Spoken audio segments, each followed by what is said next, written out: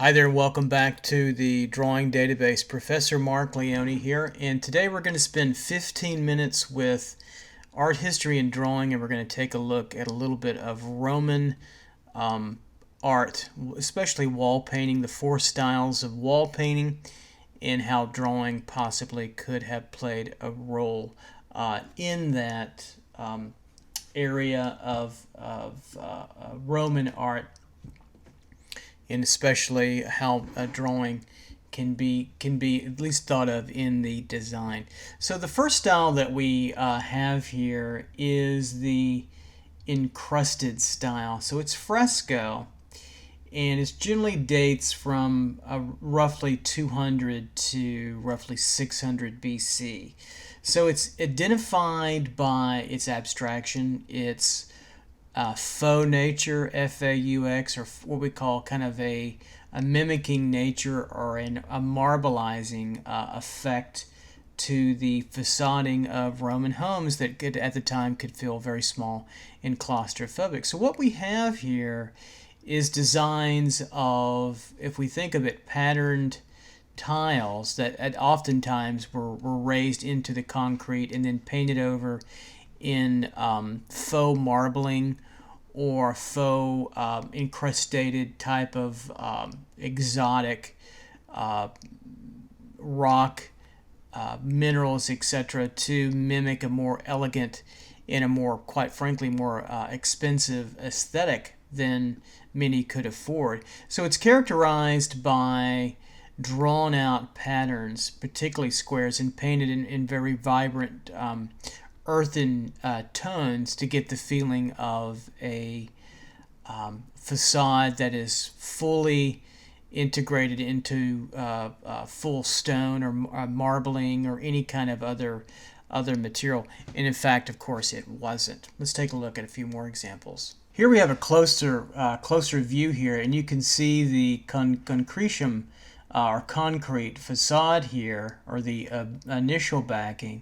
And then, of course, you see the design here. Of course, these had to be drawn out and designed in, very crudely or very simply. They're just simple rectangles fashioned together and painted in different colors and styles. And, of course, they were painted in a way to mimic, again, rock formations, marble, any kind of tile, any kind of material that looked very expensive and looked like the entire wall was completed in that product, and when in fact it was not. So it was a kind of it was certainly an illusion, and it kind of foreshadows the style number 2, which we'll get to in a moment. So let's go on to another one. Take a look at this style. And here we kind of I think the apotheosis of the first style, and it's foreshadowing style number 2, which is architectural, or I would argue you could call it trompe l'oeil, or fooling the eye. But what we have here is all painted facade, designed and certainly drawn out and sketched out probably beforehand on some kind of papyrus type material, paper, or even some kind of clay tablet before designed. And we have squares, we have rectangles of simple design, and then the trompe l'oeil, or the fooling of the eye, to get the illusion, right, the illusion of the texture of something much more exotic and much more natural. So we have this illusion going on. We also have this designing of these facades here with the decorative elements that almost look like a Corinthian style columns, almost not quite as flourished, but we get the idea of the repetitive nature of what we're seeing, as well as the designing and the painting of these. And of course, these all had to be hand-drawn into the wet fresco to begin with. So we see the beginning of here Roman fresco, and the inclusion of design and planning, and also drawing, and the illusion of wealth and the illusion of materials that were beyond the reach of most Romans at that time. Let's go on to style number 2. So here we have our second style, called architectural, and I would argue that You could call it trompe-l'oeil or an illusion, a more Roman invention here of the feeling that there is believable real space. We're still in BC, folks, so these were painted around 600 to 20 BC, and it opens up a kind of limited space that most Romans had, with oftentimes without windows, so they needed some kind of illusion or the creation of nature to make the room appear much larger, bigger, more open, and to have imaginary scenes that were also framed and painted in with columns. So you see style 2 permeating in also style 3 and also style number 4, we'll get to in a moment. But let's just take a little moment to take a look at the beauty of the rendering of the fresco of the trompe-l'oeil, meaning to fool the eye. It's a French term, but this had to be drawn out before. So the beautiful naturalistic rendering of the trees, drawn trees, the fencing, what's behind the fencing, this little concrete type of Roman border, the beautiful birds, the flora and fauna that go on here, and the illusion of atmospheric space. As objects recede in space, they get a little bit bluer and grayer and slightly dimmer, and they lose contrast with the and then think of the trees as they come forward, the main focus of this event. And it was quite revolutionary for that, certainly for that time. And so again, all of these designs had to be drawn. Let's go on to the next. Here we have a simple still life with eggs, a vase, bread. Looks like a fowl being hung up, or birds, and a ladle and spoon there. So we get not only the idea of Roman drawing, as they understood perspective at that time, and it's obvious they did with 1-point perspective here. So it was not purely a Renaissance invention. The Romans and Greeks had understood perspective for some time, and it's demonstrated here in some of the laying down of the ellipses here in the vase. So remember, this had to be drawn out. Think of painting and drawing as very similar, at least in this kind of context. The idea of cast shadows, the forms of this kind of cloth in the background, this beautiful leaning vase, and through here, and its cast shadows through here. It's really pretty fascinating how we see Western ideas in art that we would consider, early Renaissance, that were already being used in BC. Certainly some 1,300, 400 years before European Renaissance could claim their hold on perspective. We see it in Roman art here as well, with the beautiful everyday still life objects.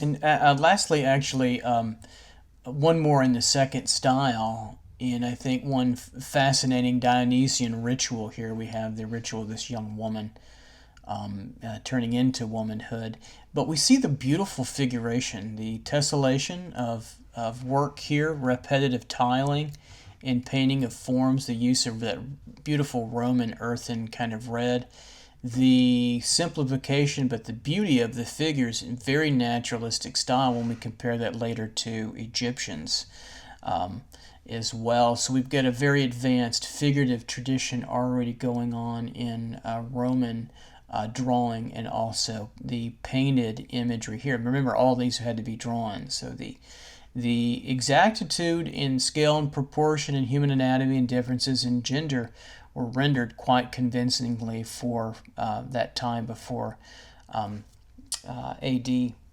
era began.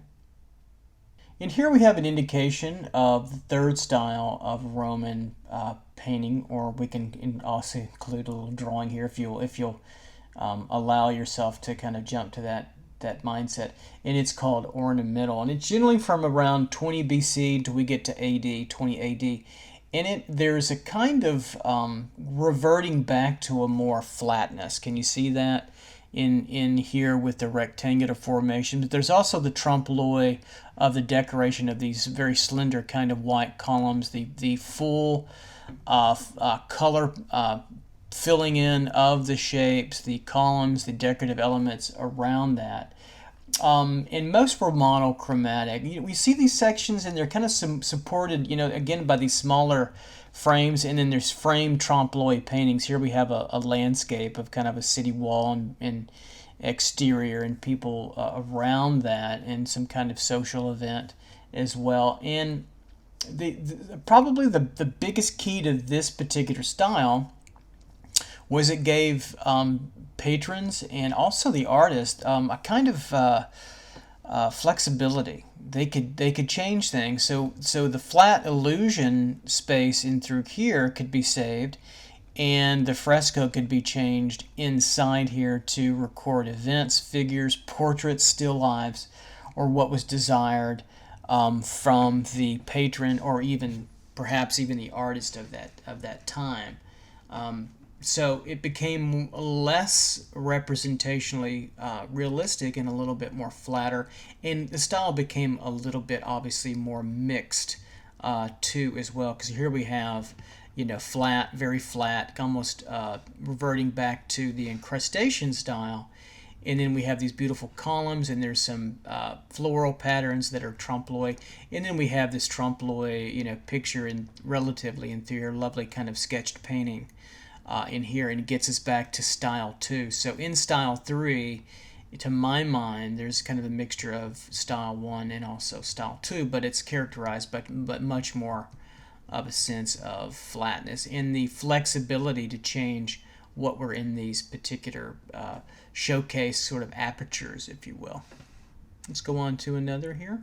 Here we get the same idea, but with very small apertures. It's almost like a gallery wall.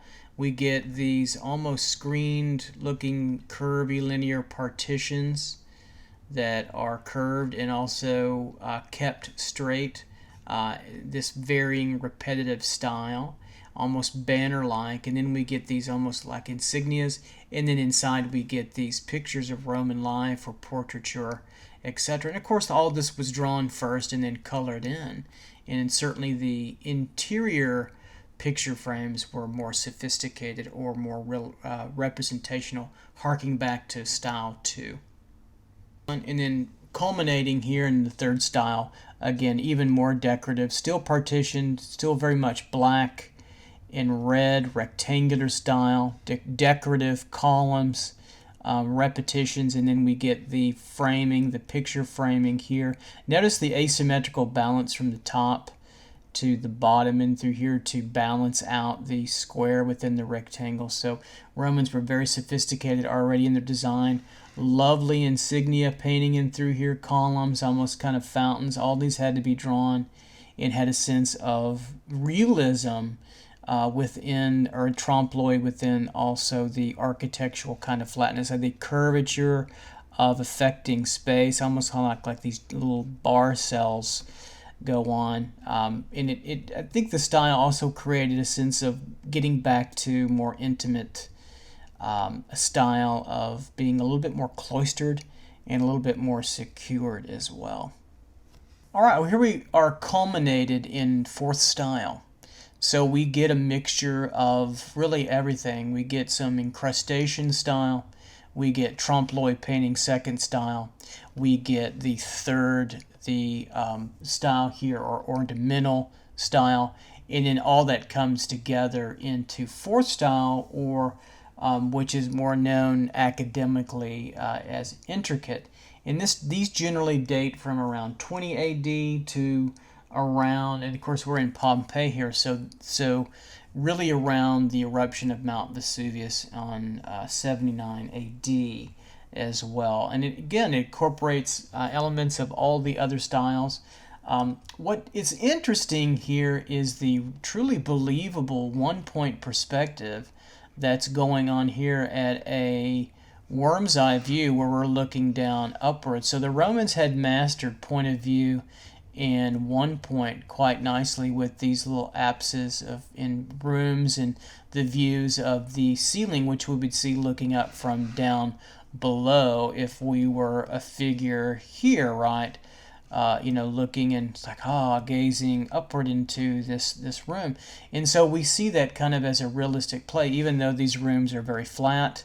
The walls are frescoed and flat, and we also see Encrustation style down below, medallions, and we see portraits here. So a lot was going on at this particular time, and you can believe that all of these styles were heavily influenced by Nero's chief artist and probably Rome's most famous visual painter, Fabulous.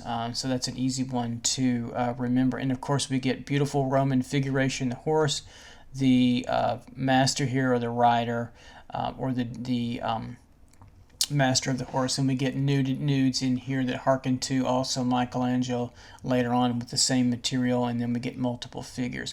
So there's a lot going on. Decorative, we get spatial construction with one-point perspective, we get trompe l'oeil, we get flat ornamentation, so a lot is going on. It's really quite active as well. And lastly, I'd be remiss if I didn't mention Roman portraiture, and if we can just take a look and analyze the drawing a little bit. How beautiful is this Sappho figure in her realistically rendered and drawn? Take a look at the eyes, the center line, nose line, mouth line. Eyes are a little big and maybe off tilt, but otherwise the representation of anatomy and the figurization, the perspective of the tablet that she's working on, and her viewpoint of, maybe we called her in a moment of deep thought there in a realistic representational manner, her beautiful little hair gown or hairnet, all of that signifies a deep respect for illusionism and also drawing and in color drawing that we can really begin to celebrate in our early to middle Roman efforts. And then lastly, a wonderful scene from a bakery, the handing out to the poor of bread loaves, and we get to see the baker, the use of really solid one-point perspective. We'll compare this later to some of the miss perspective. It's not perfect, but the obvious more miss perspective of the father of the Renaissance, Giotto, and see how his assumptions on perspective are inaccurate, were close, but yet how the Romans had managed to begin the process of determining solid illusionism. Take a look at all the wonderful ellipses that work really well, the dedication to the folding and turning of the cloth and the robes, quite lovely, and the distinction of the figures.